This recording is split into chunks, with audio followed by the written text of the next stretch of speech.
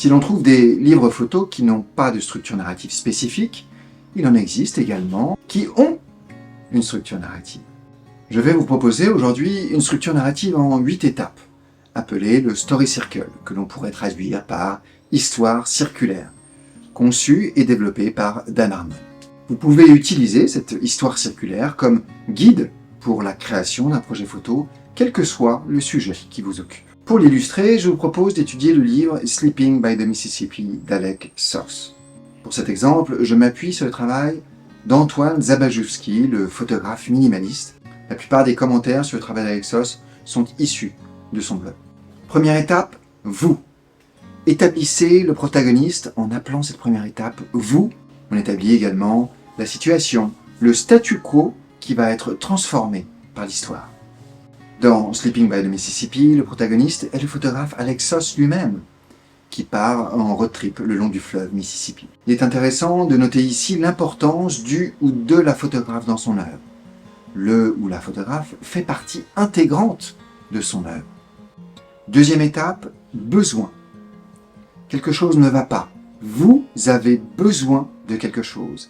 C'est ce besoin qui est parfois la conséquence d'un incident qui va commencer l'histoire. Alec Soss est, lui, un rêveur solitaire.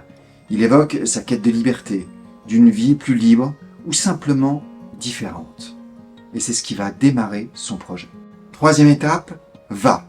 C'est là que l'aventure commence, que le protagoniste se lance dans l'histoire qui va le transformer. Ce sont les épreuves que va devoir affronter le protagoniste. Dans le cas d'Alec Soss, il va traverser le Midwest des États-Unis, du nord au sud, en longeant le fleuve Mississippi. Quatrième étape, cherche. Quand y aller ne fonctionne pas, ne permet pas d'atteindre son but, il faut continuer à chercher. C'est à cet endroit que l'auteur met les plus grandes difficultés devant son protagoniste. Pour Alec Soss, il roule d'un endroit à l'autre, passant d'une chose à une autre, avec une liste de mots-clés collés sur le volant.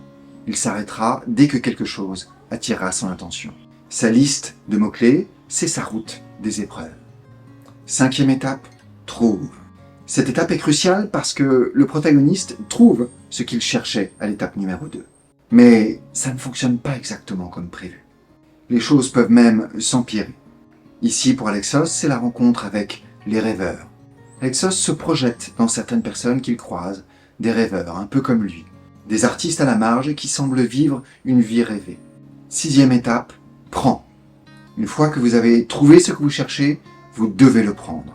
Mais pour le prendre, il va falloir payer le prix, qui est souvent cher payé et porteur de conséquences. Pour Alec Soss, c'est le nord et le sud. Alec Soss vit à Minneapolis, dans le Minnesota. Les États du Nord, le Minnesota, le Wisconsin et l'Iowa, représentent sa maison, d'où il vient. Le livre Sleeping by the Mississippi débute ainsi par des images qui dépeignent sa personnalité. Solitaire, pessimiste, réservé, rêveur. Les couleurs sont plutôt froides, le bleu y est dominant. Plus Alec Soss descend le Mississippi, plus il rencontre l'inconnu. Le sud représente l'aventure, l'exotisme et l'ouverture d'esprit. Au fur et à mesure de cette descente, les images semblent se détacher de sa personnalité pour illustrer ses désirs et ses fantasmes. Les couleurs deviennent plus chaudes. Septième étape, le retour. Le protagoniste revient à son point de départ, il est augmenté par ses expériences, il a grandi. Pour Alec Soss, le retour, ça va être un travail sur la symbolique du lit, comme véhicule de ses rêves. Huitième étape, changer. Le protagoniste est transformé, il revient à une situation de statu quo. Tout semble similaire, mais le protagoniste est différent. De retour à Minnesota, en juillet 2004. Alec Soss n'avait pas prévu de gagner sa vie en tant que photographe. Toujours assis dans un bar de quartier, il y a comme un léger sentiment de lassitude. Comme une rockstar en fin de tournée, il a l'impression de jouer toujours le même disque depuis plusieurs mois. C'est difficile de jouer son album lorsque l'on a de nouvelles chansons. Lui, il est déjà sur son prochain projet, Niagara.